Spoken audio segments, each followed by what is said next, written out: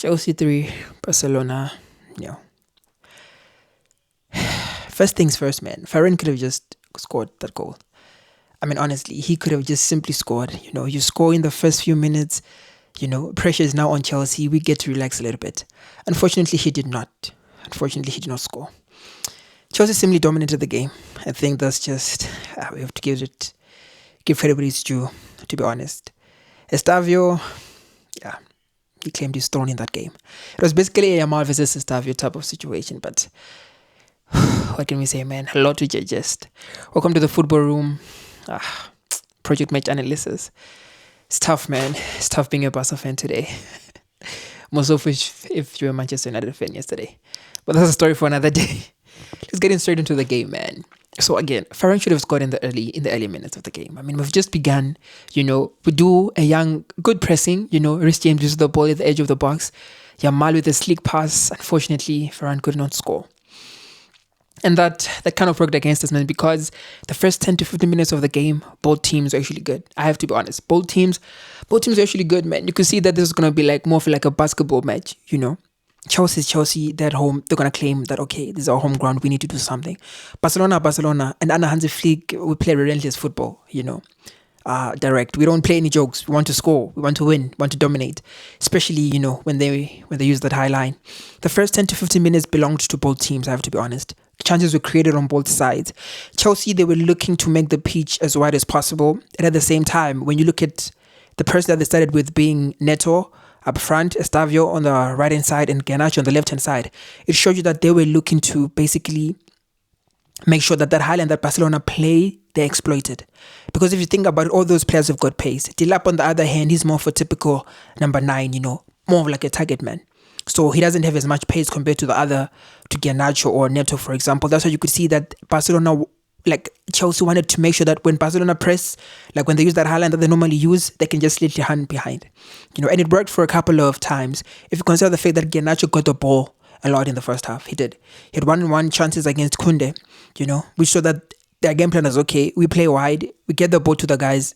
They have to create something, If Barcelona want to continuously, resiliently press, it's okay. We'll play through. And I think Reece James was also critical in the midfield because he's such a good ball playing player, right back, basically, that is being basically used as a center midfield.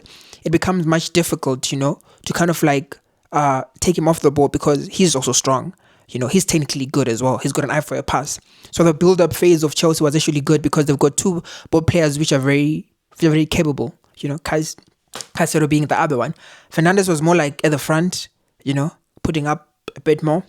And it just goes to show you the depth that Chelsea have in that midfield. The point that they can use those three players in the midfield and be comfortable. And you're playing against Barca, mind you. Not like you're just playing against any team. You're playing against Barca.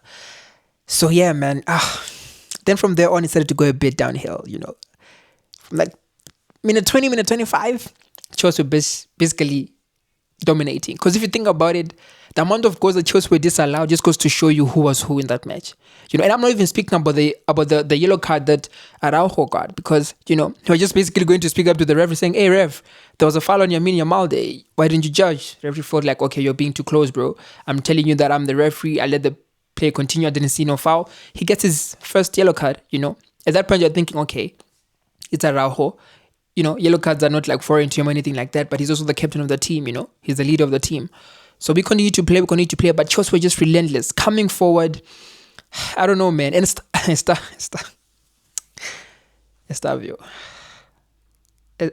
bro. I was looking closer to see what is he going to do in this game, Because Baud is also quick, man. And Baud is also a youngster. So it's not like he's a pushover by any means. On that other side, we've got Lamine Yamal against Cucurella. Those people, of course, they know each other from the national team. So I'm thinking this is going to be a good battle. And the whole match was basically painted as Estevao versus Lamine Yamal.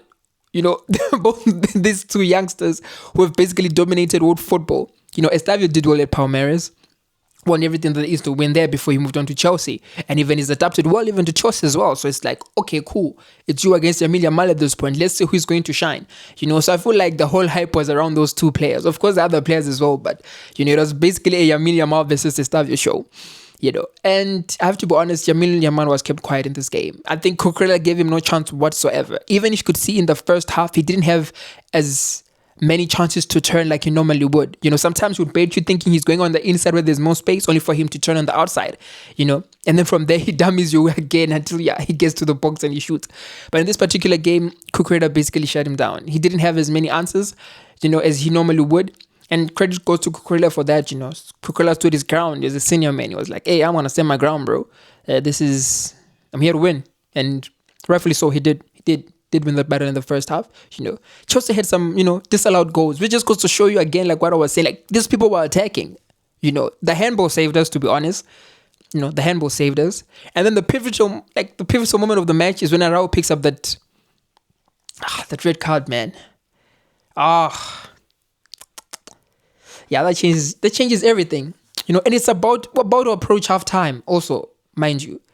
We're about to approach half time. So you're thinking, okay, if you can get into the change room, because the substitute was warming up and you could see that, okay, the coach is about to do something. He's about to change the match. He's about to change the tactics. And Hansi Flick is being known for this. He doesn't wait for until it's doom or gloom to change. If he sees that something is wrong, he's going to change it. And I think he was willing to do that until obviously Araujo got the second yellow, man. And that was a straight yellow. There's nothing you can do there. That was a yellow card. Honestly speaking, there's absolutely nothing that can be done there, So yeah, we end up trailing. And from there on, you're thinking, okay, what's the solution here? Do we bring on Marcus Rashford because he's got a bit of pace? Okay, he brings him on in the second half. Yeah, it doesn't look good. At this point, we're just defending, bro. Credit to Barcelona, though, for always being fast and trying to play out the back. I think De Jong you can't, yeah. He's a master of the midfield, He wants the ball in those spaces. He's not gonna just sit and be like playing against 10 men who were 10 and obviously Chelsea 11. So yeah, no. He's gonna want to play, but that becomes difficult because then Chelsea are pressing so much, and you could see that even in the second half, they're pressing the same way that they did in the first half. And Barcelona also wanted to play out from the back as if they still had 11 players on the pitch. And that's the philosophy of the coach. That's the philosophy also of the players, that we want to play the ball. We just don't want to hoof the ball forward and hope that something happens.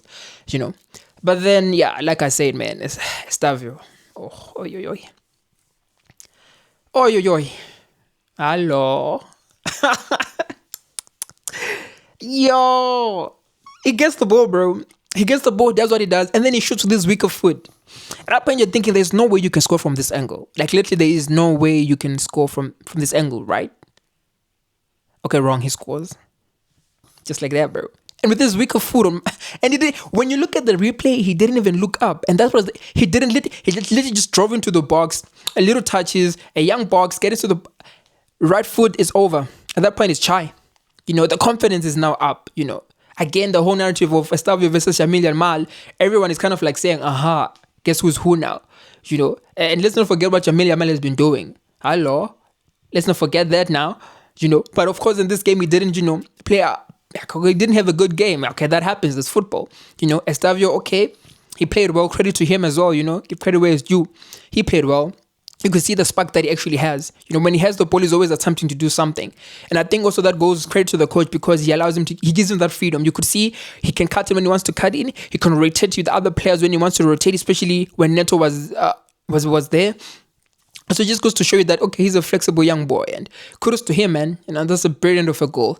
And then the third goal also comes in. And at that point, I'm thinking it's offside. That's literally what I was thinking. I'm thinking this is an offside. Until you find out that now it's not an offside. Balde kept him on.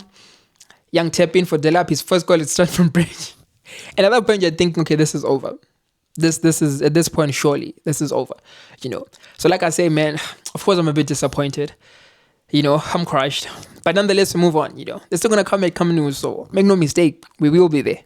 We will be there, But kudos to Chelsea. Yeah, man, I'm just disappointed, to be honest. I'm touched a little bit, but that's football, man. That's football. So, yeah, man, that was young Chelsea versus Barcelona. It was an interesting match, to be honest. Particularly in the first half, I enjoyed it. So, yeah, I will look forward to more games. But like I said, we will be there at the Camp Nou. We will be there. Make no mistake. My name is Kuzo. Thank you much for watching. Stay blessed.